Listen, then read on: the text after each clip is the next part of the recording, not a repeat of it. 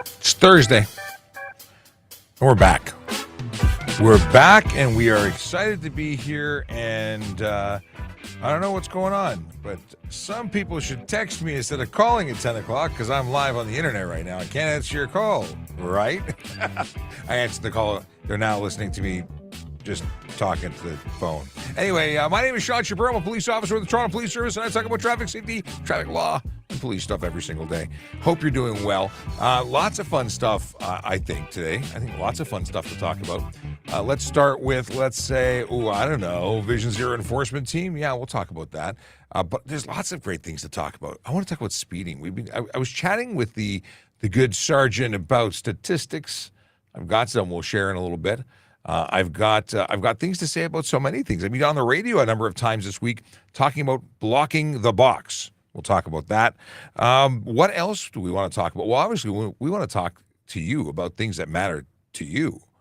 It's kind of what we're all about. Ask a Traffic Cop requires you to ask me questions in order for me to answer them. So that's what we're going to do. We're going to answer your questions. Please put the letter Q before your question so I know it's a question and not friendly banter amongst others. And, that's a question. I think, wait a second. That was important. I think it was, I put the ticket there for a reason. Connor, maybe? Okay. All right. Let us see what else is going on here. We've got a Yogi Berra quote. We've got a dad joke from Achille Draconis. By the way, Achille says greetings and salutations. Tian says good morning. Tim Shallow says good morning. Jordan Leduc says good morning. And, of course, we have Big Jeff Fresh with a good morning, everybody. How are we today? I am doing well. I can speak for we as a collective. I think everyone's doing fairly well. If you haven't already done it, please like, share, subscribe on all the channels or any of the channels that you happen to be engaging with us on. And where can you find us if you're not looking at us right now or you want to look at us with a different lighting or some other option? Well, you do have options. You've got TikTok, YouTube, Twitch, LinkedIn, Facebook, Instagram, Kick, and the platform formerly known as Twitter, now referred so oddly as X. I like it, but I can't get used to it. It's a problem I have. I just can't. Yeah, it is what it is. All right. Of course, we are, now, we are usually, because yesterday I did not download the episode. I got tied up with stuff and things. We would normally download and publish this as a podcast, and I will get to that, but I've not done that yet. Good morning, Emma, who just jumped into the chat on TikTok. Paul jumped in, says good morning. And then we've got Paul, who jumped in here and says good morning, or actually said hiya, Sean. So, hiya, back. We have Spark Crew, who just said greetings from Trinidad. Welcome back. We saw you yesterday, if I'm not mistaken, but I'm glad to see you again. Let's see what else is going on. Now, TikTok is once again not being friendly. It may not be TikTok. It might just be stuff and things. So I'm going to do a quick little try and reboot the little thingamabobber that does things, the relay mode. We're going to see if this makes a difference. Relay off. Refresh, and relay back on. Maybe it's going to work. Let's see here. Oh, we've got someone who wants to sell us something. Drusel says, hey, what's up? Love your stream. It's quite entertaining. Keep it up. Got some suggestions for improving the stream. But they want me to add them on Discord. Okay. Sounds like great opportunity to learn stuff and things, but we don't have budget for that. This is a one-man show. We have Chase P, who says, unofficial producer is only on standby if reboot doesn't work. Thanks, Chase. Much appreciated. Chase, a friend to the show, friend to all who, if the relay bot will not work, will be here to assist. But hopefully that doesn't come to, yesterday it didn't work until it did work, and we don't know why. I don't know. Let's start with Vision Zero. We can buy some time and figure out what's up. Vision Zero, if you don't already know, is a dedicated group of officers who focus on changing driver behavior one ticket at a time. See, Vision Zero. Look at that. Boom. We know what else they do? They focus on the big four. They're out there looking for those who choose to speed, drive aggressively, drive whilst distracted, and, of course, drive impaired. They're looking to make the road safer one ticket at a time. They do a great job at it, and we're just going to keep doing that kind of stuff until people learn how to behave behind the wheel. It is a driver decision to speed, drive aggressively, drive distracted, or drive impaired. It doesn't happen by accident, and it's one of the reasons we don't call collisions accidents. They're not oopsie-doos. They're people making poor decisions. I know. I'm a big meanie for pointing that out. Let's see where they are today. Focused on Vision Zero in 52 Division and 53 Division. Those are neighborhoods like Kensington, Chinatown. We got Bay Street Corridor, Lawrence Park, Young Eglinton Corridor. We got the Rosedale and Leaside neighborhoods. Yeah, they're places that have people who live there, and they deserve to be safe, feel good, comfortable. They don't need people breaking the law. The law. I like the law. We've got, since things are not working, I see Chase is already relaying manually questions from the magical chat. We'll jump in to see what Tommy has to say. Tommy wants to know about taillights. Tommy's all about taillights. And he wants to know what the legal limit on the tint of your taillights is. It's not like that, Tommy. Actually, it's about how discernible? No, they must be discernible. I was going to create a new word, discernibility. Is it a word? No, the deal is your taillights must be discernible at 150 meters. That means they need to be seen, and you must be able to discern whether or not they're at high or low, basically being brake lights or just the taillights in marker mode. And that is the deal. Oh, it isn't. What a weird thing. Thank you for bringing that up, Akela. What a weird thing that is. Mirror camera, it was turned on. Interesting. I wonder why that is. Has it always been? No, it's not always been that way. So here's the deal. I fixed that. Thank you, Akela. Did we do that yesterday? Was that the same thing yesterday? Weird. All right. So tinting your taillights does a couple of things aside from potentially not being legal. It also acts as a wonderful clue. When we get into collision investigation, we look at these things and we say, we're talking about your favorite taillight topic. Taillight topic of tinted taillights. You think I have an opinion on that? I know you do. We have opinions on many, many, many things, taillights being one of them. I've already turned on your mic, so it's going to get noisy. Excellent. But yes, tinted taillights, we talked about them being, the requirement of them being discernible at 150 meters. But really that means that not only can they be seen, but you can determine whether the brake is being applied or not. And the fact that they act as a clue in investigations where collisions occur. Right. And it is an offense to have a coating or lens over top of it. So I know that's the case for the front window, for the front headlights. I don't know if it's a specific charge for the rear. I may be wrong. So I'm just going to ask you, personally, why would you, as a vehicle owner, want to tint your taillights so the person behind you not paying attention runs into the back? That's a question for Tommy. I would not do that because I just have no interest in it. I don't get it. I don't get it either. Video is mirrored. We covered that. What do we got? How long does license suspension last? Oh, the options are huge. There are so many options. Why?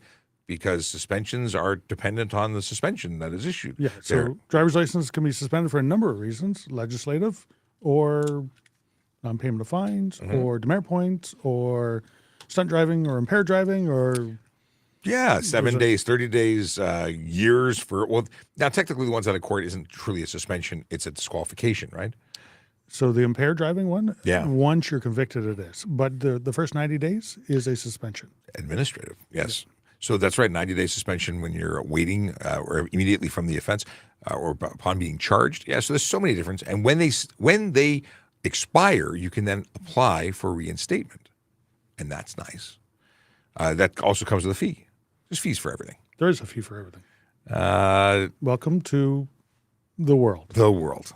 Akela says, looks like Chase is on the TikTok case again because as per usual now, things don't work in the first half of the show. And when we don't need it anymore, TikTok says, hey, did you want to see these?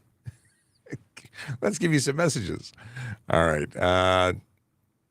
Akela's on the case for the video quality. Akela did make note of the fact that I had the mirror on. I was on this side, you were on that side. Well, you weren't here when I fixed it. Okay.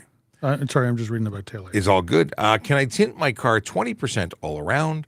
And that So all around is a funny thing. So 20% depends. Are you talking about 20% light getting through or 20% light blockage? Because depending on the manufacturer, the tint shop, and the law, we word things differently. So when we talk about percentage of light blockage, we talk about 20 or 30%. 30% is the maximum you can tint the windows left and right of the driver, period, for certification purposes. However, you can get a ticket for 30% for obscuring the interior. Now, all around would suggest also your front windshield, and you cannot tint your front windshield at all. You can't even have a tint strip anymore. If a vehicle is manufactured 2017 or newer, you cannot have a brow, that line across the top.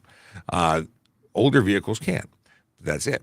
Now, 20%, if we're talking about only 20% light blockage, that's not a horrible level of tint to have left and right of the driver. I think it's a pretty safe number. Could still get you, if we couldn't see at night into your car, could see potentially still get you a ticket. Absolutely could. There's a TikTok video that we did with the testing strips for the tint meter, and these are two Lexan shields that have various tint. One of them passes, one of them fails. Neither of them are very dark. No, they're not. They're actually not very dark at all. I was shocked. I too. I would have passed both of them because I could see through them no problem. But Yes. they do not qualify. Shocking.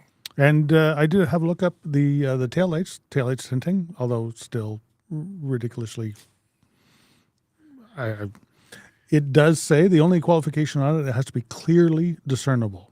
So if you were to make it unclearly discernible, No longer discernible. then Yeah, or we if don't it's want to unclear. guess. We don't want to guess if the lights are on or off. Right. And I was behind a Jeep in York Region a while back. I went to Vaughan Mills because that's a place that people like to torture themselves to go to on the weekends when 9 million people are there.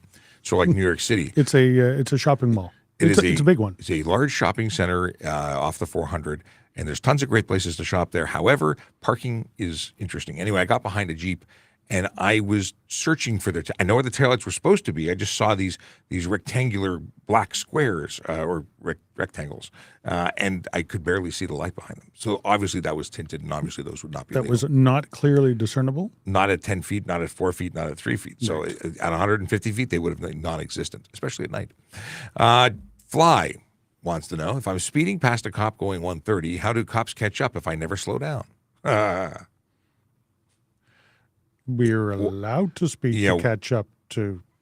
Well, that and 130, as much as that is above the speed limit, we can go faster than that. We have cars capable of going faster than that. We're allowed to go faster than that. Well, we pull up to you. We catch you. And why would you not slow down if the police are behind you? Oh, you got something to hide. There's a real good reason for you to run. You're either impaired or you got something criminal going on that obviously we need to see. I think that's fair. Yeah, we have. It was OPP that got someone doing 305 a number of years ago. That was in the paper. 305 kilometers an hour. Yeah, we had someone recently 240. Obviously, we are allowed to speed up to catch you. Yeah. Felipe Rubiano says, "Good morning. Is it illegal to eat and drive at the same time?" Depends on what you're eating. Depends. It's always that depends. Depends on what you're eating. If it's liver and onions, then it should be illegal. Liver and onions. Yeah, I don't like liver. I don't. I like chopped liver with mustard. No. No, never. No. I'm not a big fan of liver in a non-pate format. Like I like it chopped. I got used to that as a kid. So to eat and drive specifically is not unlawful In Ontario. in Ontario. In other places, it may be. Yes. But if you are driving carelessly because you've got a bowl of soup in your hand and you're eating with a spoon, 100% that would be careless driving. If you are taking a bite out of taking a bite out of a candy bar or a granola bar or something like that, no, that wouldn't be considered unless it contributed to somehow you not paying attention and driving carelessly and causing a collision. Yeah. So, Depends. Be smart about it. Choose your meals wisely. True. I've seen cereal. I've seen chopsticks and noodles. I've seen everything. Big slices of pizza, the hot pizza, Ooh.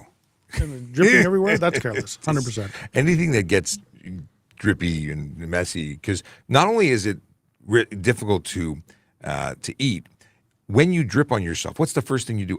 You react, and that is going to take your attention off the road and likely result in some kind of bad thing happening. But specific to your question, is it unlawful? Not unlawful. Not on its face. Zain Siddiqui says, I saw you at the auto show on Saturday. Oh, yeah? I was there. Well, you were there the first Saturday. I was not, and I was there the second Saturday, and I don't know which Saturday was you that they for? were referring to. Probably you. Maybe. You're recognizable. Well, it's funny. I like when people came up to me and asked if I was the guy on TikTok. So 2 comments that were the most commonly heard by me about TikTok and meeting me was, I wasn't sure it was you because you're a lot bigger in person. I'm like, because I'm not this big in person. Everyone's used to seeing me on a tiny little screen. But I am 6'5" and larger in person than I am on screen. There's an assumption on screen that I could be any size they want. They said short. Some people thought I was short. Yep. Well, you're definitely not. Not short. But I saw a bunch of people. Nobody recognized me really. There was somebody who recognized you. When I was there on Sunday, someone recognized you. Well, on Saturday, somebody came up and said that they'd come to show just to see you. No kidding. And I said, I'm sorry that you weren't there on Saturday, but you'll be back Sunday. And she couldn't come back again. But she said, oh, that's too bad. I wanted to see the people that are on the show. And I said, oh, do you watch the show? And she said, yep. I said, do you ever see the sergeant that's on the show with Sean sometimes? She goes, oh, yeah. It's you. But I had a conversation with someone for like 30 minutes. It was wonderful. It's great when the light bulb goes off. But I had a conversation with someone, a number of conversations where people left and came back and wait a second. Like they realized in the number of people who recognized me by my voice as opposed to my face. That's where they're like, I thought maybe, but then I heard you and I realized. So it was really cool. Really great opportunity to meet everybody. It was so nice. So moving on from auto show, the correction of the mirrored is better. Yeah, I now realize I had to read Toronto Police Traffic Services and I couldn't when we were mirrored. Oh, We were I didn't even notice. Backwardsy. Oh, TikTok is working now. Although I am on the, yeah, I guess we're right. We're now correct. TikTok is now functional, which is good. I scrolled all over the place. I lost. You squirreled? No, I didn't scroll. I scrolled. It's different. I do scroll. Yeah, you do. Let's see. I think the username is I love my girlfriend. The question is, will you pull me over for under 5 over on a residential street? Why are we speeding? This is what I want to know. Personally, Personally. could I?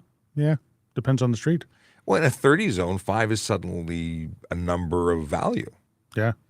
In a 50 zone, in 60, that is probably less than I'm looking for. If some kids were out, it was a school zone, it's lunchtime, people were around, school's getting out, there's a crossing guard, 5 over?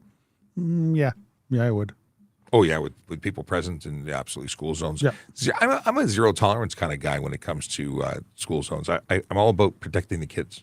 I use common sense, and as long as people use common sense, looking around at the area that they're in and the time and everything surrounding them, if they don't use common sense, 5 over could be. So it too depends. much. It depends. Please start your question with the cue so we know that it's a question rather than conversation. This comes up regularly. I like to actually mention it because as now TikTok working again, it is possible that we'll miss it if we're ignoring the non-cue questions.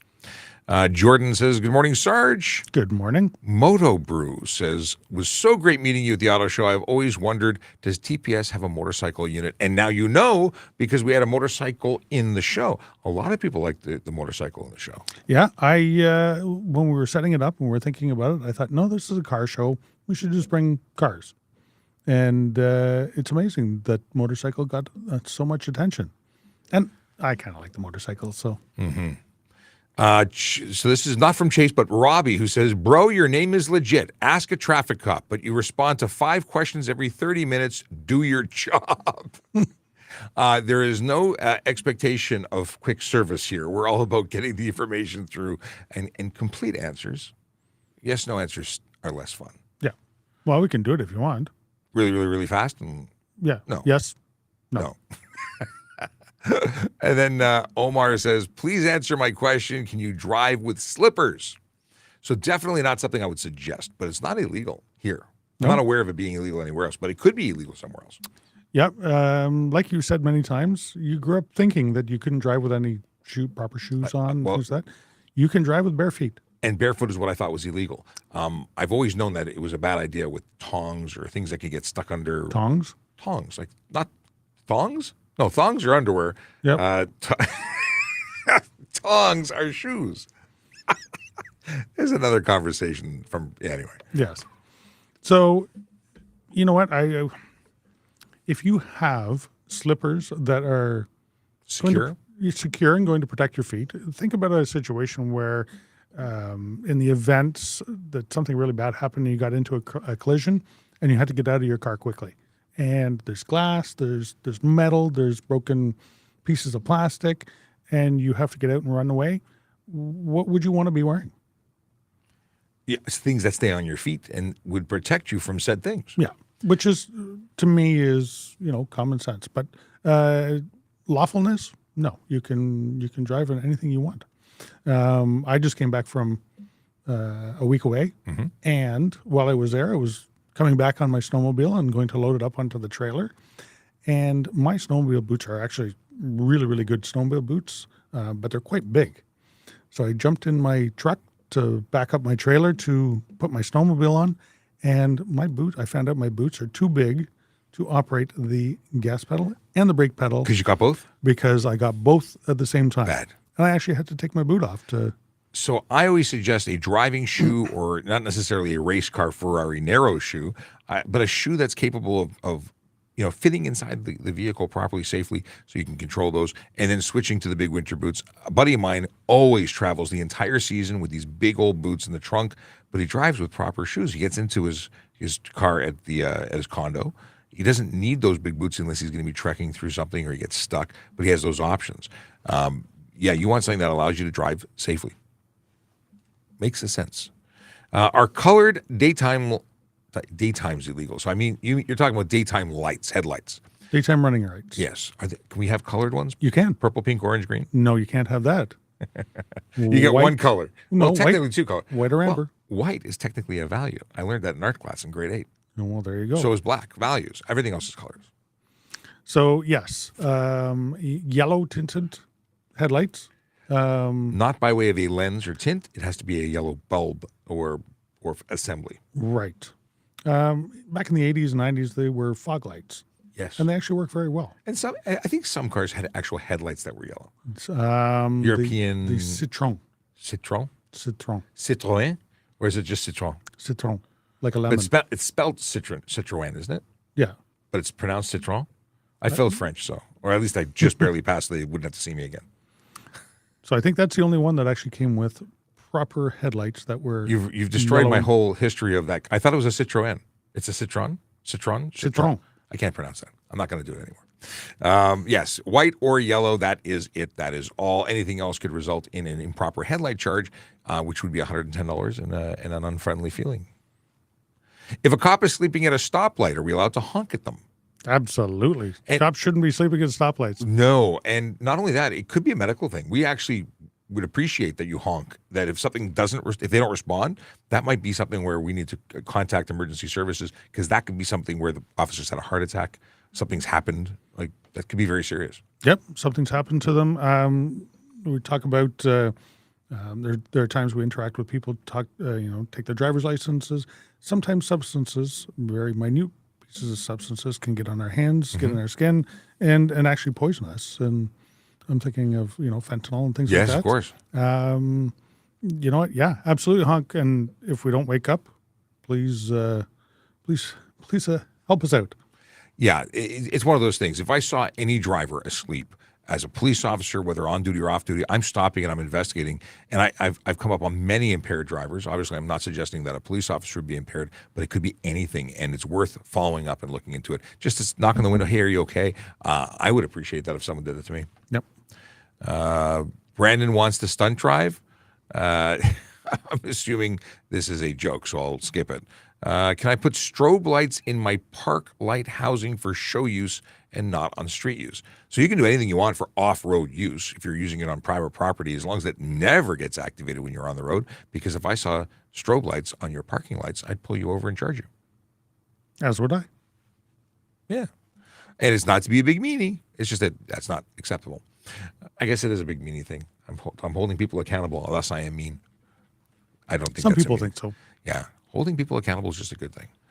Lots of questions coming in from TikTok. We're going to get to them just as soon as I get through all these questions that are already flagged for response first. So what do we have here next? Are you just getting them from TikTok? Or are you getting No, them from they're the other actually ones? automatically coming through. They're coming over? They are now working. Excellent. I am very happy about that. Took a while, but it's good. When does a stop sign conviction fall off your record? Well, convictions, regardless of whether they're for stop signs or other offenses, Highway Traffic Act convictions come off your record 3 years after conviction. So if you go to court in 2 years after you were charged, it stays 3 years after that. If you pay the offense, when the payment and which is a pleading of guilty officially, it goes on your record that day and comes off 3 years later. And that is your public record, ones that is available to be seen by, say, insurance companies or employers, or goes on your abstract. That doesn't mean that it is off your record totally. It is always going to be there, just what is displayed publicly. And publicly being to insurance companies and people who are inquiring about your status. And there's also, you can go and order your full driver's abstract that would truly be full. There's a short version, which is the 3 year. So it depends. But when we pull you over, we see absolutely everything.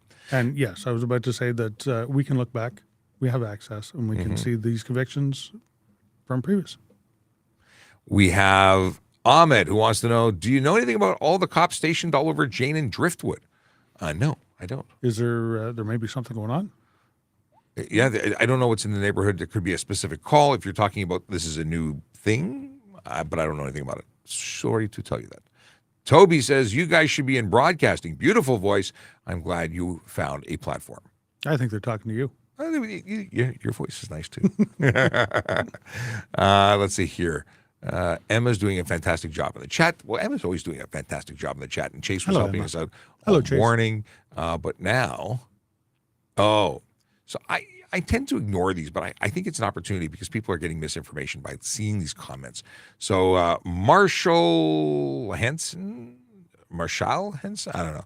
As humans, do we have the right to travel when we're not engaged in commerce? This is a freeman of the land suggestion or position that if you're not engaged in commerce, you can drive an automobile without a license. That's obviously false. It's not true. You can travel on foot. You can travel on bicycle as long as you're following the rules. True. But you cannot operate a motor vehicle, which is regulated in every jurisdiction everywhere. So there's laws that apply. And, something when cowboys roamed the earth on horse and buggy, maybe that was the way it was written. But I don't know where they get this, but modern law replaces the old laws, if that was even ever a law. There's so many. I've met with some folks that of this opinion and try and sell this to people, and they give you a stack of laminated pages to confuse the officer and whomever they're speaking with. What I want to know is who spent the time to write all this stuff and indoctrinate these people. And you know what? Just a personal opinion. We live in a country, in a province, that we are probably one of the freest, maybe in the world. The less restrictive, the more open to practice whatever we want to practice. There are certain things we can't, but I think we're doing pretty good. Yeah, for sure. The government collects the taxes off us. I may not like that either. Nobody likes that. But you know what? It's all it's all there to make the better good. We have a question of, is passing on a double yellow illegal? Not a good idea. It's double a big yellow warning. line? Line. Yep. Not illegal. It is surprisingly not. In Ontario. Right. I think we're the only province that doesn't make it illegal. And it's probably going to become illegal at some point. So there are certain things that areas that you're not allowed to pass another vehicle on, within a certain distance of a crest of grade, curve, where the bridge, viaduct, railway crossing, tunnel, a bunch of them where you're not actually allowed to do it, but a double yellow line just says it's not a good idea because you probably can't see within a certain distance of what's coming. Yes. Mike later says, that was me in my restaurant in London. Heard your voice. I went out for a fantastic meal in London when I was on the course for The media relations. the media course? relations course, that course. And Mike, who is the proprietor at that particular location, says, my wife is going to be so unhappy that, or jealous that I met you and she didn't. But Mike and I have stayed in touch since then. And apparently he recognized me by voice and not by being bigger than that. Because you like food? Is that? I do like food. Is that what you're saying? I do. What is this? Oh, now we're getting a lot of TikTok, which is great, but I have to catch up because if I don't get ahead of it. Here's a good question. Can we look at an Apple Watch or any smartwatch while driving? To tell the time, you can. Well, is it a handheld communication device? Technically, it is. Technically, Yeah. it is. And when they first came out, we saw a lot of people who were utilizing their, scanning through, Yep. swiping. Reading now, emails, It is texts. mounted on your wrist, but you It's cannot. not a handheld. Well, but they've actually have it upheld in court. Yes. I argued it originally, saying that's not handheld, but it has been upheld in court. It sends and receives and is capable of all those things. And if you are interacting with that device, you are eligible for charges. And I think it makes sense. And even though I took a while to get there because I was unhappy about it originally. Yeah, me as well. And pardon, I have a smartwatch. I use it all the time for answering the phone. I can talk to my smartwatch, and whoever I'm talking to can hear me. I was of the opinion that it didn't fit the criteria, but the Ontario courts have upheld it, that it actually does. Yes. Someone says bald in the chat. Bald? It just means that their vision's working. This is good. I'm follically challenged, Yeah. but it's a requirement. It's probably because we have so much brain matter. It's pushing the hair out. Is that what it is? I think it is. It's a high IQ Maybe thing. mine's just full of, yeah. Well, I just love that someone's trying to offend us and it doesn't actually work. but we do get to make fun of the people who make fun of us. It's an unwritten rule. So watch out, we're coming. Okay. Is having my phone and maps in my cup holder while driving considered distracted driving? So we say mounted. Is a cup holder mounted? Where is the cup holder? Are you going to be staring at your gear shift lever off the road? You're going to put yourself in a situation where it's careless potentially driving where your eyes are off the road. But if it's mounted, you can use your phone in the maps and the GPS mode legally. Just you can't engage or interact with the screen. Just the same as you would as your display screen in the car. It's up higher. The newer cars have the display screen up where it's kind of at eye level. And it takes a second to glance down at it to see where you're going. Where if it's in your cup holder, you're doing this. It's just not safe. So is it unlawful? Could be argued either way. It's not mounted. But then again, that would be up to the court to decide. Could you get a ticket for it? Yeah, you could. What is this? I don't know. I'm scrolling through. Excessive noise. What is excessive noise in a motor vehicle? I have pinned about 14, but I'm trying to catch up on some. So if I haven't mentioned you, I'm probably going to mention you in a second as I go back. But what's excessive noise in a vehicle? Unreasonable noise. Unnecessary noise. Thank you. Unnecessary noise is noise that is unnecessary to the safe operation of a motor vehicle. And it's more than that. It could be honking your horn, playing your stereo too loud. It could be behavior behind the wheel that makes your vehicle, Revving your engine when not required, just to make noise.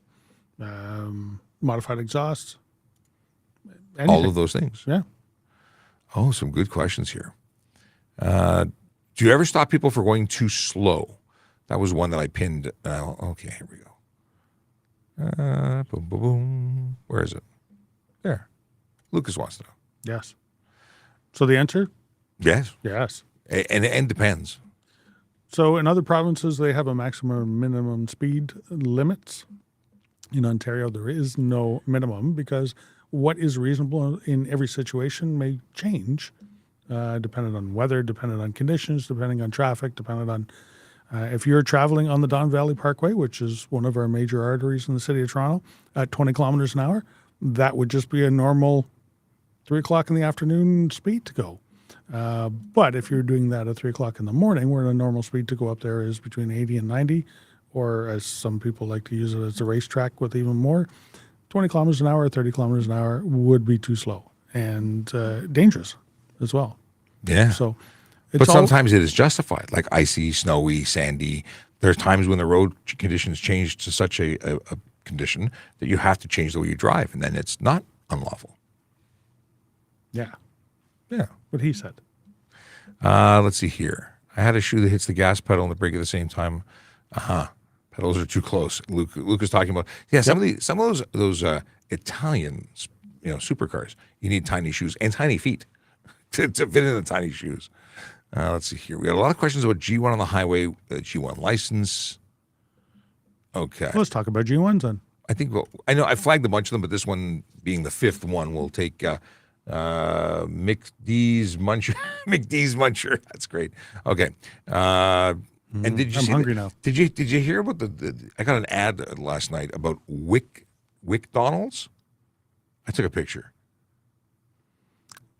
You know what? He's squirreled. I'm squirreling. Yeah. But it's because your username. So here's the image that came up, and it's an upside down McDonald's arches, and it's a savory chili Wick Donald's sauce. So apparently this is a thing that's been happening in anime for years. And McDonald's has taken an anime thing and turned it into a legitimate marketing opportunity. And they have a McDonald's sauce that's savory chili McDonald's sauce. And they're marketing it and trying it. So now I want to go have All right. nuggets to try it.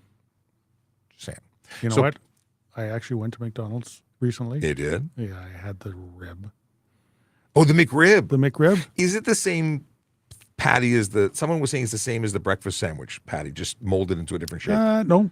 It's very different? It's kind of like a ciabatta kind of bun. Ciabatta. But they put pickles on it. Really? Yeah. I don't remember that as a kid. No. I used to work at McDonald's, so. They put pickles on it, and I was... Unenthused? Yeah. I like pickles, but I don't like it on a barbecue sauce McRib. Anyways, let's talk about G1s, since we both squirreled there.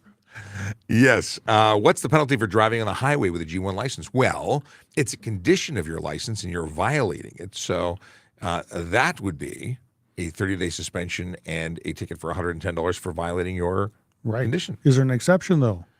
If you are with a licensed... There you go. Yes, a licensed instructor. So if you have your young drivers or any licensed instructor, they have the ability of taking you on the road. It's not a violation when you're doing that. Right. And they have to be a properly licensed driving instructor. Not Cousin Fred, who just Right. happens to be licensed to drive. So there we go. It took us a little while. We pulled it out, but there it is for you. It is an offense. You would lose your driver's license for 30 days. You'd be suspended upon conviction. And you get too many of those, and you have to start all over again, get kicked out of the program. Oh, so first time is 30 days, second time is 90 days, third time is kicked out of the program. We got this. Okay, let's jump into... Okay, I've got now 30 questions flagged. Some of them we may have already touched on. We have, that's 3 dad jokes. Law on dog in car. Oh, that sounds rough. Yeah. So the deal with dogs in cars is a simple one. They're permitted. They can't be on your lap or interfering with your ability to drive. That would be careless driving. In fact, you can be charged for crowding the driver. And I would say that if you have a pooch, regardless of size, that's on your lap or out the window or in your area that you need to drive safely, that's going to be drive while crowded or possibly a combination of careless. I would go all the way up to careless driving if somebody was to make that decision to have their dog, little Poochie, on their lap. And I would tell them that they're not so smart because in the event that they get into a collision and the front airbag deploys, little Poochie is dead. 200 miles per hour when the dog gets ejected or propelled into you and possibly into you. Yep. They have sharp bones when being compressed at high speed. It's a bad thing for everybody. You love your dog, put them somewhere safe, tether them in the back seat or crate them in the back seat. Even the front seat is a bad idea, again, because of airbags. Even if it's the one beside you, they could become a projectile anywhere in the vehicle if they're untethered. And tethering to stop them from flying around. But once again, if you get into a collision and your dog escapes and is out on the highway running around and very scared, we don't want the dog to get hit as well. Yes, 100%. If they're stuck in that car, it could be good or bad, but they're definitely bad if you're stuck in the car and they are not. Not to mention the fact that when emergency responders come to help you, and now the dog, potentially if it's a bigger, scarier dog, could be preventing them from saving you. So all sorts of bad can happen. Think about that. Now we've got, could eating while driving be classified as distracted driving? We sort of touched on a topic like this earlier. And in other provinces, drinking water is distracted driving. They have a different bar or level for that charge, but it's also not as significant. Like in BC, or Alberta, I should say, they charge you for distracted for like anything. But it's a low-end ticket, nowhere near like ours. Right. So ours would be a careless driving ticket. But I, as the police officer, would have to prove why it's careless. Like taking a sip from your bottle of water, no big deal. Having a bite from your burger, possibly no big deal. Eating a 3-course meal, knife and fork, steering with your knees, a big deal. McDonald's McRib with pickles on it. Dripping? Dripping yeah. two-hander kind of stuff. You need, no, absolutely you can careless. do it if you put the proper wrap on the paper and you've got the skills to do it. It's possible. Possible. And you know what? You got to be able and willing, should something happen, to give up your sandwich, give Yes. up your meal, drop it, and drive. Sort of like cops going out for lunch. And dropping it may mean somewhere else other than on the pedals or on your steering wheel or things like that. So The biggest issue I find, it's a big depends. yes, maybe your wearing depends if you're eating McRibs because people have, anyway, I've heard stories. What? I'm in a weird mood today. Wow, yeah. So if you are if you're taking a sip of something hot and it spills on you, if you're eating something that's drippy like a McRib and it gets all over you, now you're reacting. Oh, my shirt! You're no longer focused on driving. So things like our friend Scott Matthews. No, I was thinking about the different Matthews. No, I was thinking different Scott Marshall. Scott Wow. Marshall. See, I've got to play name games. But Scott Marshall, who's the safe driver, he talks about like anything more than a Werther's mint, he would say don't do, just for safety's reason. And I have to accept that is safer to not be eating while driving. Yes. Is it reasonable to not do it at all? Yes. Could be some places. Maybe some places, maybe not. We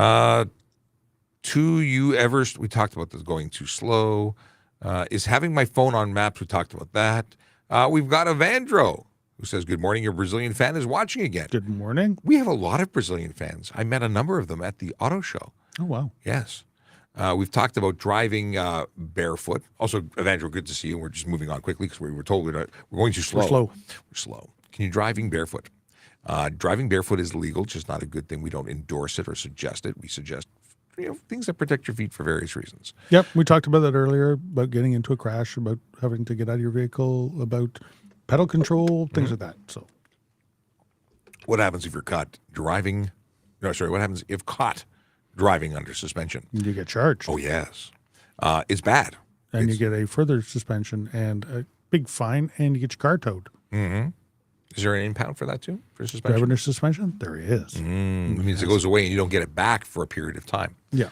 And things can escalate. There can be some pretty significant impounds if depending on the number of times you've been. Isn't there one where you go to VIP and it goes up? Well, no, this one is only a 7-day at roadside. So for your vehicle, and then your driver's license would be suspended. It's what already suspended, would probably be suspended some more. Now, some people are driving whilst under suspension, and they say, but I didn't know. And there is a deemed to be suspended or served, and then there is another one where you actually knew about it. And there's a period of time when there's a different outcome. So 6 days, and you are deemed to have been served because the obligation is on you to keep up your proper address with the Ministry of Transportation. They will send out a notice of your suspension prior to it happening and letting you know that your driver's license is currently under suspension. And 6 days after mailing it out, you are deemed to have got it. Whether you did check the mail or not, whether you did update your address or not, the obligation is yours. And if it's within the 6 days, you don't know, you're not deemed, so we wouldn't impound your vehicle, but we would certainly serve you. And we'd serve you a notice right on the spot, letting you know as of this point forward, you don't have a driver's license. You wouldn't be able to drive away, but you may not get charged. And that's right, the charge too. Good stuff to know. What is the charge for driving on the HOV when there's only one passenger? Depends where you are. Depends on the highway. Depends if it's a provincial highway or a municipal highway. Because the municipal will be a Could be a bylaw, Yeah, but it also could be disobey sign. true. True. And but on the highway, on the Wow, 400 true. series, it's looking. Did someone just knock? No, I kicked Oh, your you kicked cookies. these are cookies from the auto show. Do you want a dad's cookie? Not while I'm... Now while you're here crumbling, yeah. it's like driving. You don't want to. So I think it's 150 or 180. I can have a look right now. So there is a specific charge for the provincial highways, 400 series highways. It's one of those days. I'm having too much fun. Are you? I am. It's true. Is there ever such thing as too much fun at work? This is good. This is good when we can have a good fun. I'll address Austin's question in the meantime. All right. What are the rules on tattoos? For example, if you have a rose tattoo, no wording, just a rose. I assume it's not a Highway Traffic Act question. It's more or less a employment question. Becoming a member of the Toronto Police Service. You know, I know a friend of mine.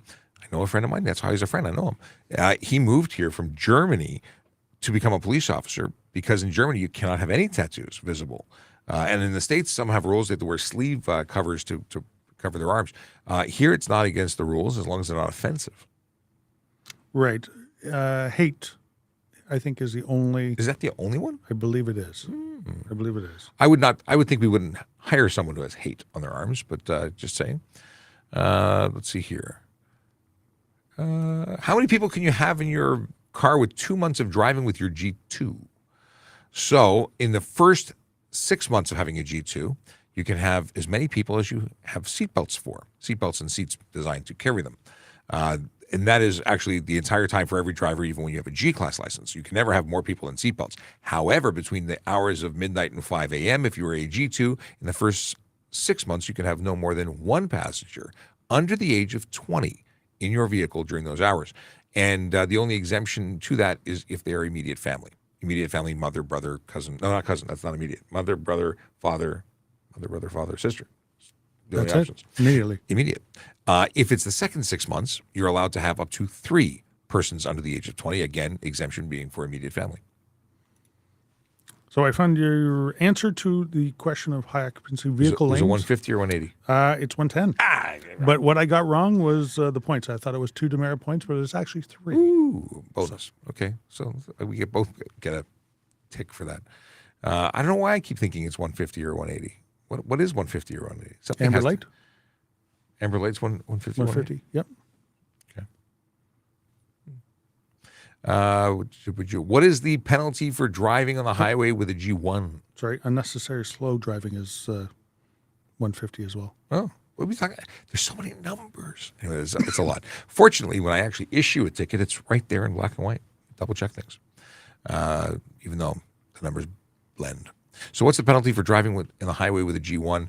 That's a violation of a conditions, $110, and then there's going to be that suspension. Yep. On conviction. We did answer that. Was it the same one? I thought maybe it was the same one. Some of these have come up a number of times. McDee's Munchers 69? Yes, really is the same one. Yep. Is sitting in the passenger seat with feet on dashboard illegal? I know it's incredibly dangerous.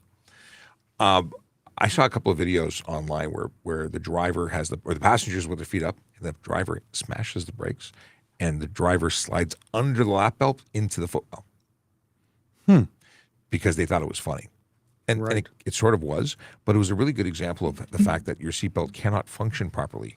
And it's possible with that knowledge that could that be an improper use of seatbelt at that point? I wonder, because it would not stop you. It is applied properly. In any case, there's no specific law. I will tell you that it's incredibly dangerous, which you said you knew. The level of injury is wild. Like, I've seen photos or X-rays of the femur being projected through their back into the seat, like all sorts of crazy photos, and I guess it wasn't X-rays at that point, but that was the descriptor of the. Anyway, somehow I came to that solution or end point, and I don't even know how to talk anymore. It was bad. Yes. But to answer your question, is it illegal? I don't think it is. No, it isn't. Just really bad idea. Really, really. I've stopped people to tell them that's a really bad idea, especially when it's parents driving and kids sitting there. They just may not know. And think about that airbag that comes out at 200 miles per hour to help, redistribute your body parts. What do we have here? Just Keegan says, is it illegal to pedal away from a bike cop? Just asking. Well, bike cops are cops, and pulling over for them on direction is also a requirement. And if you're on a bicycle, you're a vehicle, and you're required to stop for them. You're required to stop, and you're required to identify, and you could be charged for certain offenses if you were to pedal away. Can you be Charged. Can Wouldn't you that be a arrested? horrible Canadian police chase video? 2 guys on bicycles? Pedaling. If I get no cat and no muffler ticket and repair it within 15 days, is the ticket dismissed through early resolution? Early resolution is something that the prosecutor can decide on. We have no control over that. They can do what they want. But does it just go away? Certainly you don't take it to court. Sure, you don't take it to the police station. We won't cancel it. So when I first started, they just had gotten away with a thing called 48-hour reports. And a 48-hour report was a kind of a ticket that was given to somebody. If you did not come back and the ticket was withdrawn, because you had to come back within 48 hours to show that whatever deficiency, usually an equipment deficiency, was rectified. They no longer do that. They've never had it since I've been on, and that's almost 30 years ago. It's up to the court. If you come in and especially if you've done it right away, you recognize there was a problem, you've spent the time, the money, or the energy to rectify the problem, make it safe again, or make it whatever, then They may choose. they may. And that's up to them again. We don't control what happens in court. Once we issue it, it's up to them. Although we can sometimes make suggestions. If someone made great efforts to fix it, I think that's worthy of some, maybe a reduction, something. Yeah. As opposed to, I refuse to accept responsibility, which is usually what I see. Ken Wanur Singh says, did I actually pronounce that properly? I think I did. Hello, if someone hits my car and don't agree that he did it, what should I do to resolve it? Well, they have an obligation, whether they agree that they did it or not, to exchange information. You report your side of it to police, and If it meets the reporting criteria. which may change really soon. Yes. So currently the reporting criteria is any injuries, any criminality, or damage, combined damage over $2,000, which nowadays can be a scratch. Truly. Or there was a piece done on the news recently, and they talked about the scratch on the outside, and then when they pulled the bumper cover, sensors and all sorts. It was like $8,000 in damage. So it's really easy to rack that up. But in terms of arguing who's responsible, let the police get involved. Don't escalate things. No reason to have a fight. They have an obligation to exchange information. If they refuse to do that, call the police. Yep. And then we come in. And I really hope you have a dash cam, because that would resolve so many arguments. I wouldn't drive without it. Well, I'm driving without mine because mine failed. Oh. And I'm dealing with warranty now, trying You to know figure what? out what's happening. I would buy a cheap one in the meantime just to keep. It's true. My new one has a camera at the front and the back. Mine too. I like mine a lot. I want the same one. And I don't want to have to spend another $600. You know what? $600 would be the price of your deductible, probably. True. Should you get involved in? I guess I'm ordering one after the show. I'm just saying. Well, the company that I bought mine from, mine's outside of the warranty by 2 months, which is really convenient, isn't it? And they said, well, we'll give you 40% off your next one. So that's not terrible. Yeah, But it's not not bad. good. It is outside the warranty period. Yes, so. it is. Ken, where's this one? Okay, we talked about that. Now we've got Jagveer Singh Sahota, who says, can cops identify if a car in front of them on the road has insurance or not without stopping them?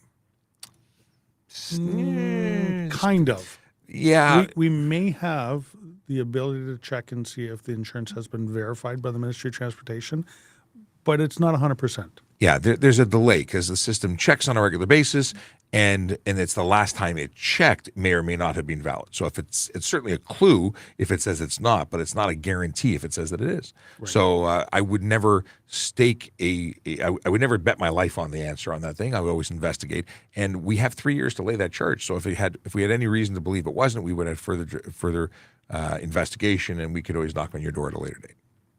But obviously, we don't just write down every person that we see and investigate. It would be in the event of a stop, because we had a reason to look there. That's when I'd be doing some digging. But I've had so many people that have said that they had insurance, showed unconfirmed in the system, and then didn't. And I've had the same number of people who did. Like it's not 100%. Yep. Just like I've had people provide an insurance slip to me saying it was valid and find out that it wasn't. Yeah. I have some good tactics for that.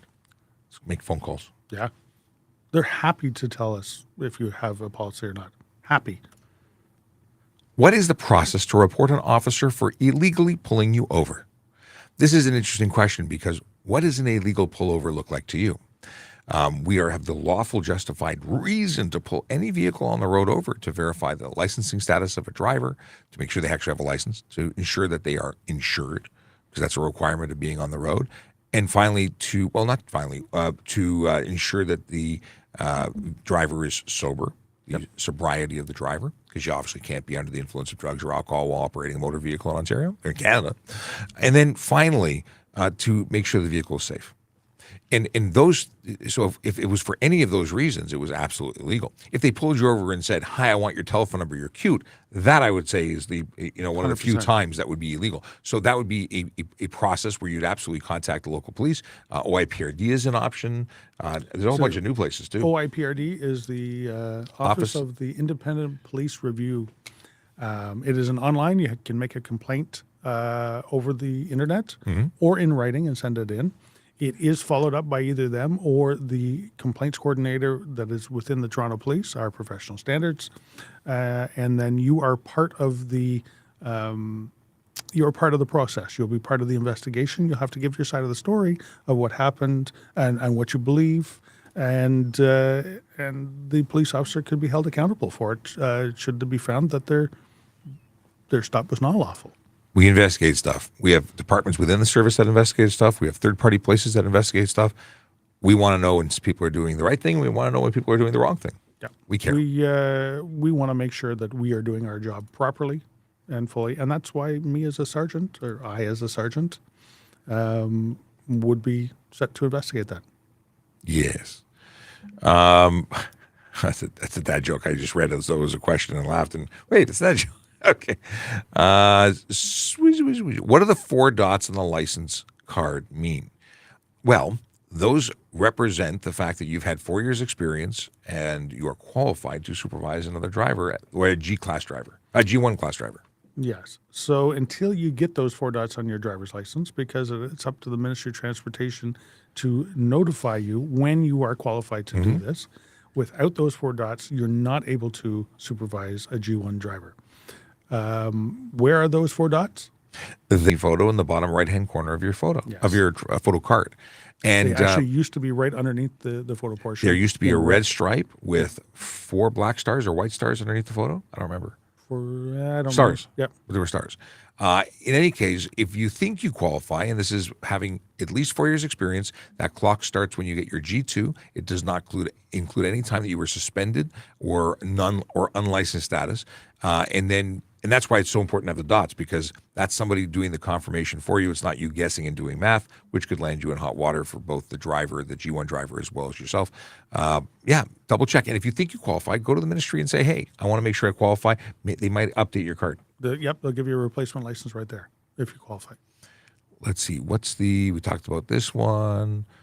Speaking of lights, brake light, is it illegal to have one burned out if you have 3? Funny you should ask that. We talked about that yesterday a lot. 1 brake light is required by law. Only one red light to the rear is required on the back so the top light would not qualify as a red light to rear because it only turns on during braking. Yep. So you still need to have one of your left or right lights on at night, but the brake light. So you still need to have left or right, because the top one's only lights up on braking. Right. So you need 1 red light visible to the rear, and you need 1 that will provide a signal that you are braking. Now, if you do not have a signal that you're braking, and it is during daytime hours and it can be seen, you can use hand signals, just like your signals or turn signals are. Yeah. But if you go to get your car certified, it would not pass certification if any of the bulbs are burnt out.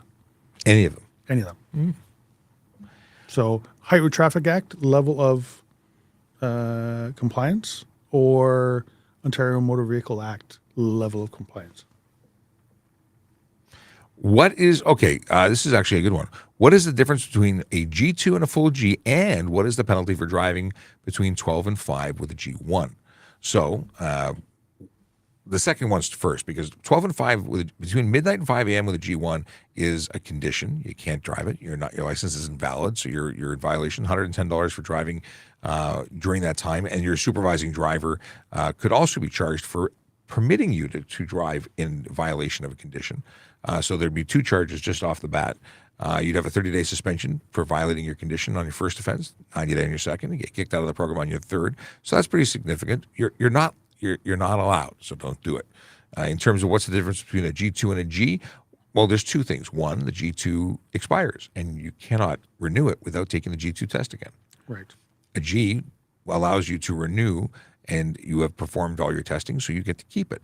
And once you are 22 years old and older, you can have more than 0 alcohol in your blood, which is something With a G, but you can't with a G2. No, a G once you are 22 years. Sorry if I wasn't clear on that. Yep. So 22 with a G, you can have more than 0, but 21 and under with any license, you can't. And a G2, you certainly have to maintain 0.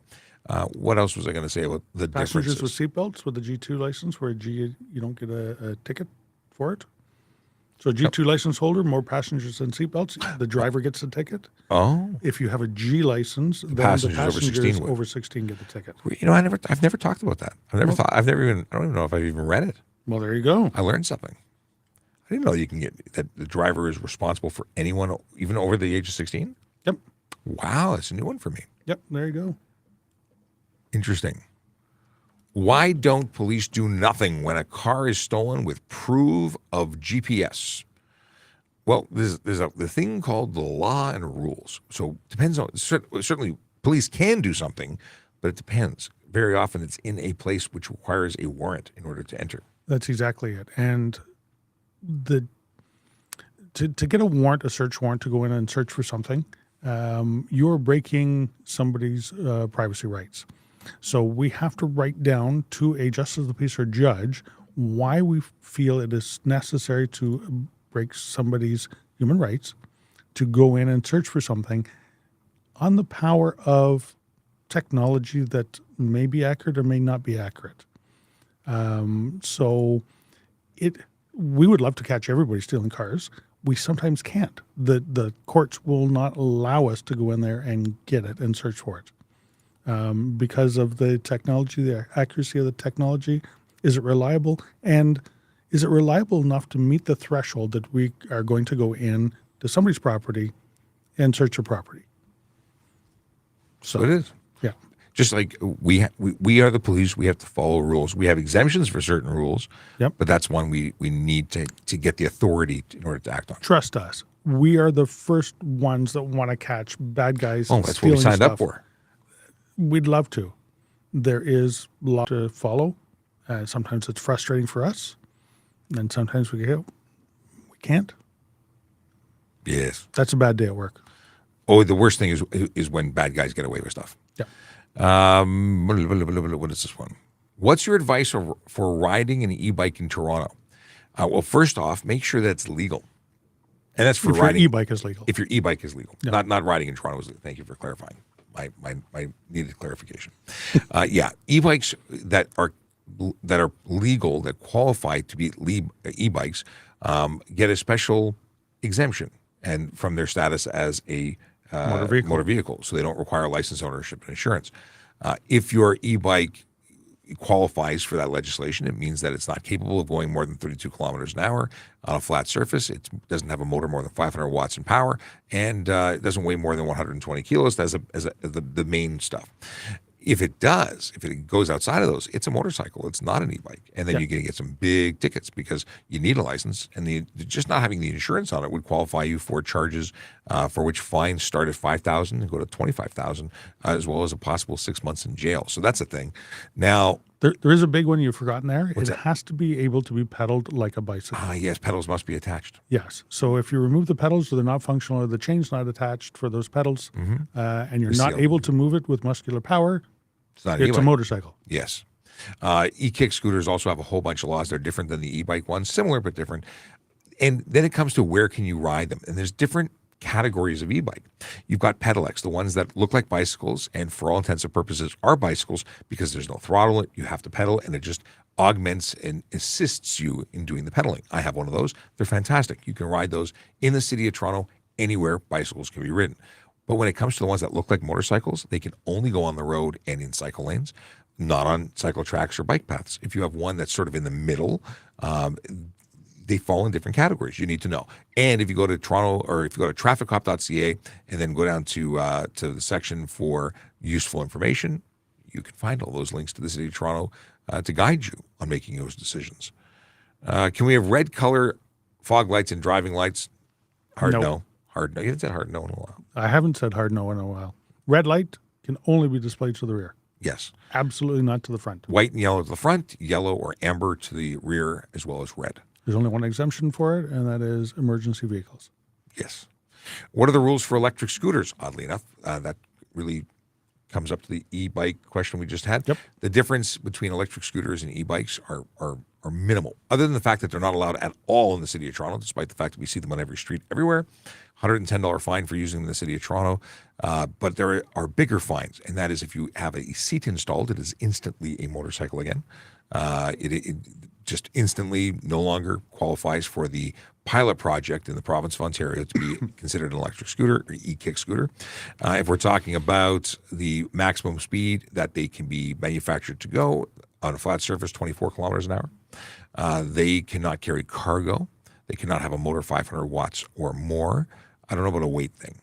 And funny, when they first brought it out, helmets were optional over a certain age. Now it looks like they are helmets mandatory for both. Oh, wow. So they made some changes. Other jurisdictions may allow them, but they are not permitted here.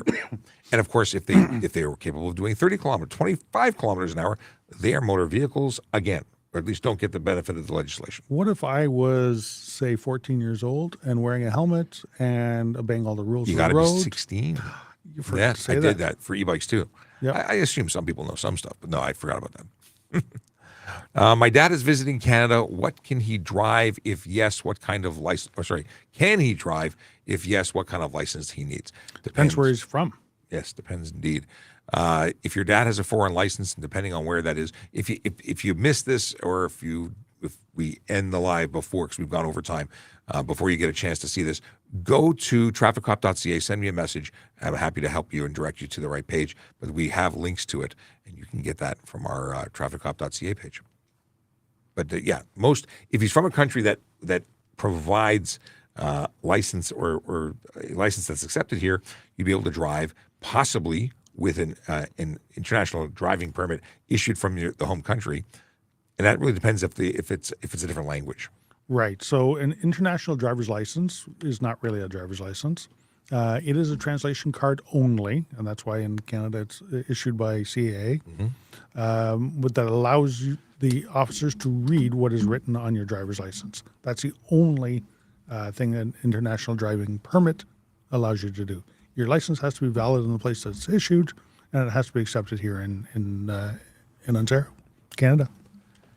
Is good. All right. Hi, Sean. I'm tired of high beams at me in my mirrors or in my mirrors. Can you please explain the headlight law? We used this as a quiz question at the auto show. We had a little live Ask a Traffic Cop quiz. And it's 150 meters oncoming. It's 60 meters following. You have to lower your high beams to the regular beams. Otherwise, you're eligible for an offense, which I assume is $110. It is $110 and points. Which is good because you're blinding people. And people, now there are some vehicles that have automatic. I don't know how that works. I don't know if I trust it. I have a vehicle that has it.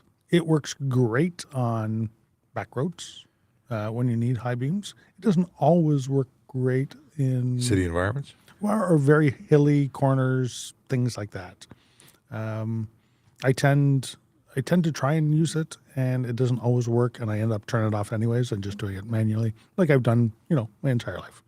Yeah, I do the same thing, and I'm so worried about offending somebody with high beams. Okay, is no front license plate illegal? Depends. Well, yes, if you're in the province of Ontario and anything other than a motorcycle or snowmobile, then no front license plate is illegal. Yes. Actually, a snowmobile needs numbers on both sides of the front cowl or the tunnel. But those are not license plate. It's stickers. It's a separate section, right? Well, you can get a sticker plate. Oh. Is originally issued with it, and you can, if you want, put your own numbers on as long as they're a certain size and Interesting. contrast and color. I'm never going to reference snowmobiles again. I know too little about There them. you go. But the deal is that motorcycles don't require a rear plate. They're only issuing one. But In Ontario, you do require 2 plates, one on the rear most of the vehicle and visible, one on the front most of the vehicle. Not in your windshield, not, it is really a thing to say front of vehicle, not 60% or 40% towards the middle. Front is front, not front facing. And it cannot be rotated in any direction. It has to be horizontal, conspicuously attached to the front of the vehicle. So whether you zip tie it to your grill, whether you mount it in the original mounting position, or if you use a tow hook adapter, which would offset it to one side or the other, it has to be in the front. right. And But it's lawful to have it one side or the other. one side or the other, yes. Yep. In fact, many manufacturers came with a car. I remember my mom's Caprice. I'm pretty sure it was offset to one side, and that's going back to a 70s car. Yep. Not all vehicles have it in the center of the rear. I mean, look at the Land Rover. It's off to one side. Sometimes they're inside the tire. Yeah, the Honda CR-V, same thing. Same thing. Yep. So the rear has to be illuminated. The front has to be conspicuously placed, and that's it. That's all. Easy peasy lemon squeezy. What do we got here? Is it illegal to drink and drive while mowing your lawn? What are you driving? Like if you're pushing a mower, no. If you're riding a mower, yes. Well, I was going to say it depends. So you cannot be impaired or over 0.08 while operating a riding lawnmower. That's right. Can you walk and push your Push mower. while you're drinking on your own property? Yes, you can drink on your own property. You can have open alcohol on your own property. Cannot be impaired while operating Cannot have open alcohol in a motor vehicle on your own property. in a motor vehicle on your own property. That is correct. Yeah, still applicable. You still can't do that. So that's the answer to the question. Yes, it would be an impaired driving. You would lose your driver's license the same as you would if you were operating a car. Let's see if there's any really good ones here. We do have to wrap up. I got to go, but oh yeah, a lot of this coming around. Let's see here. Do you guys still do dad jokes? If so, it's about that time. Neha is calling us to task in the dad joke realm. So let's do that. Let's do that. We'll continue tomorrow with more opportunities to do Friday celebrations and Friday is a good day. Right? I like Friday. And we'll do the first dad joke. Yogi Berra quote, because it's order of operations here. I tell the kids, somebody's got to win. Somebody's got to lose. Just don't fight about it. Just try to get better. I actually like that. Someone's going to win. Someone's going to lose. None of this participation medal crap. We're showing up. Don't fight about it. Just get better. You get another chance. I like it. I think that's an inspirational quote. Everybody can't win. Yeah. I mean, this is not life-changing, but I think it's good. Maybe it is life-changing. I think sometimes you need to fight about it because you need to fight to win. Well, fighting is motivation to... Not fight, but... I think he's talking about sparring. Yeah. When people actually used to fight instead of whine. Okay, dad joke. When receiving payments in gold coins, pirates used to verify their purity by biting into them. Turns out Bitcoins goes back... Bitcoin. goes back a very long way. I like it. I like it. That's okay. Yeah, I like it. I had a nest of Bitcoins. This one is good. What's the difference between in-laws and outlaws? Outlaws are wanted. I like my in-laws. Do you? Yeah. Really? Yeah. Oh, Yes, I do. I guess anything's possible. Brandon had a dad joke on his desk today. Okay. There's a new restaurant on the moon. No kidding. It has great food, just no atmosphere. I have heard that one. I should have done that for every one of them. What is this? What can I do if a cop says it popped away already? Oh, here. What can I do if a cop says I cannot?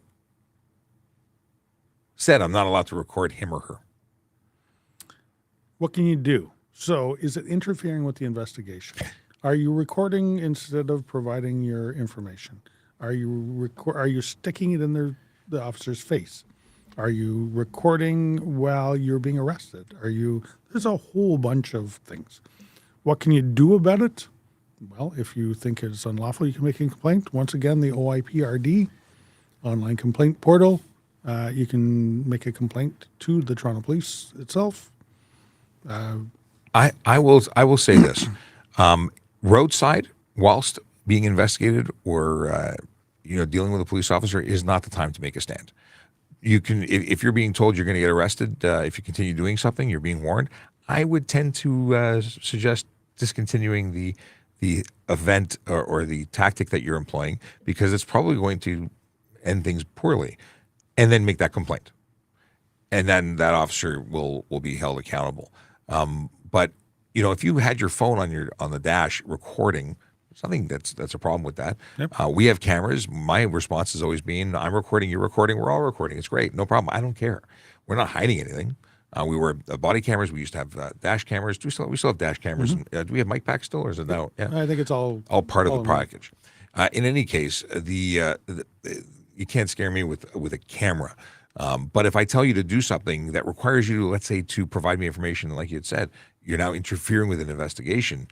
That's where things change. Now, there are certain places where you're not allowed to have recordings. And that includes courthouses. Yes. So there'll be police officers there that say, no, you can't do that. So and if it would be unlawful there. At that point, yeah, if you're in any private property and a sign saying no cameras, no recording, because that could be under the Trespass to Property Act, saying that you're not allowed to record here. Yep. And if they tell you to leave because of that and you fail to do so, that's an arrestable offense. So there's a lot of depends there. But so it's the why, it's the when. I said we were leaving, but we are leaving. I'm leaving. I got to get back to work. Yeah, it's now 20 after 11. This one I think is interesting though. And then there's one last one.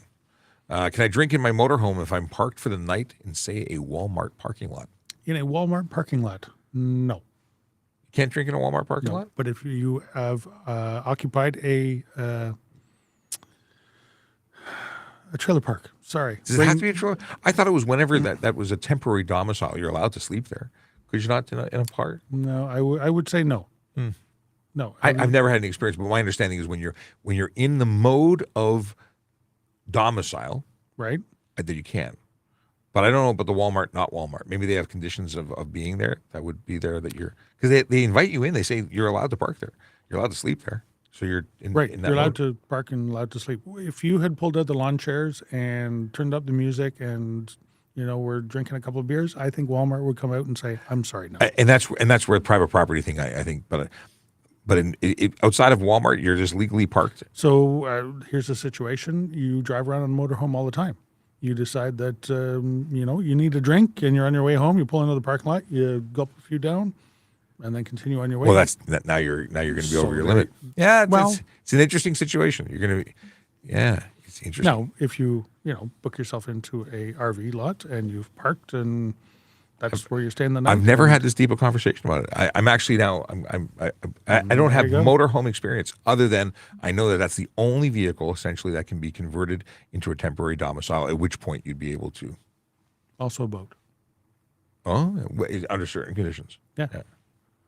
I'm doing my G test in an hour. What's the tolerance for speed limit while doing that? I had a very interesting conversation with a now former drive test employee who says that they used to, or that they do fail. And I've had lots of people tell me that they failed because they didn't speed. Yeah. My son, same thing. When he was doing his G2 to G out on the highway, he failed to keep up with the flow of traffic. But he actually did it, but verbalized and said, I'm only going to get up with the flow of traffic, but I'm going to slow back down again to the speed limit. And that was okay. I do not understand how they can fail you for not speeding, for not breaking law. So I had that conversation with with that test driver, and he says, but everybody speeds. I'm like, are you kidding me? You are going to pass someone or fail someone if they break or don't. If they don't break the law, they fail.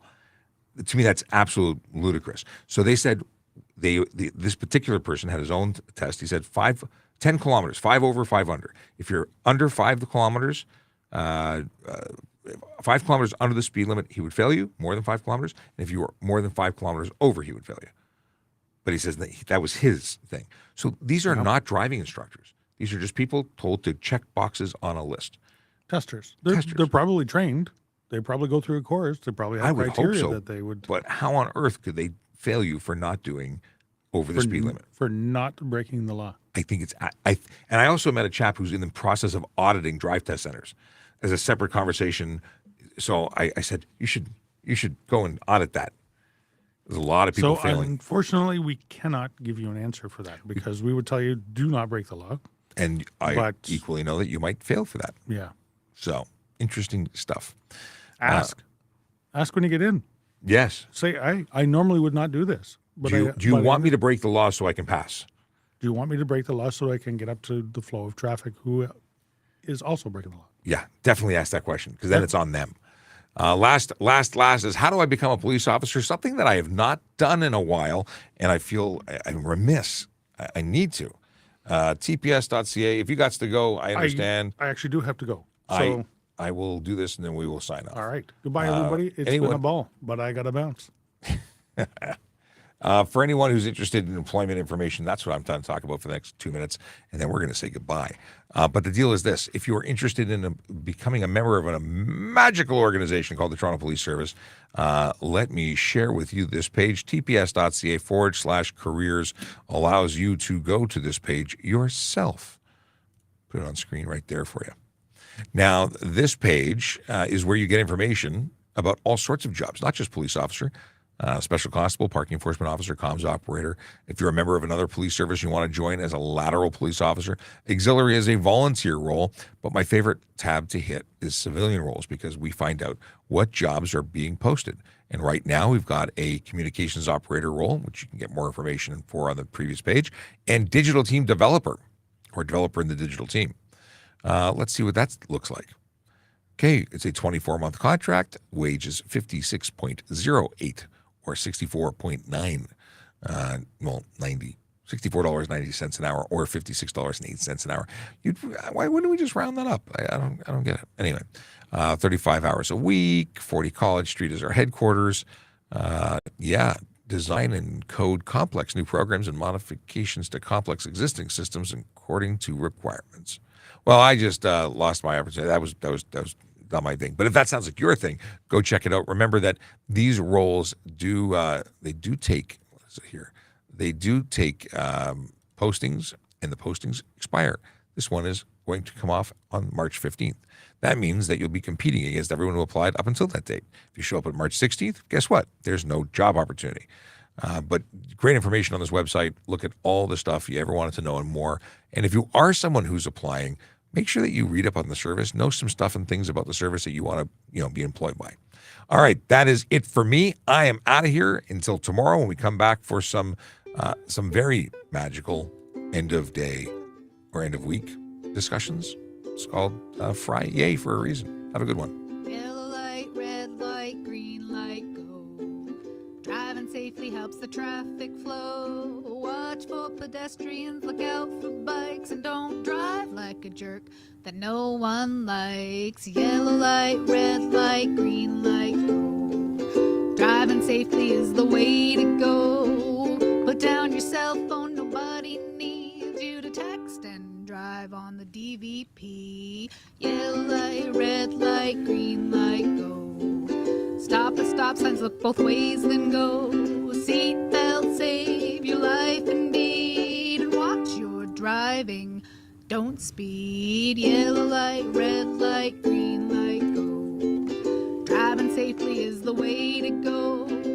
Don't drink and drive or smoke some weed, because you might go to jail and not get free. Yellow light, red light, green light, go. Driving safely helps the traffic flow. I love that song. I really do. A couple of questions that I saw in the chat. Do I know when more traffic enforcement postings will be up? I don't know what you mean by that. Do you mean like how many tickets we issue, or do you mean job opportunities? What are we talking about? And someone wanted to know about parking enforcement positions. When are we going to be hiring new parking enforcement officers? I don't know when the next position will be posted, but keep up to date on it. We will be, updating. Whenever I talk about it, I tell you what's going on, but you should check regularly and get your applications in. Be ready. Have your online persona pre-programmed into our system. You can go create an account even if you don't have an active application to submit. All All right, with that, drive sober, drive legally, yeah, park legally, smile because it looks good on you. Have a good one.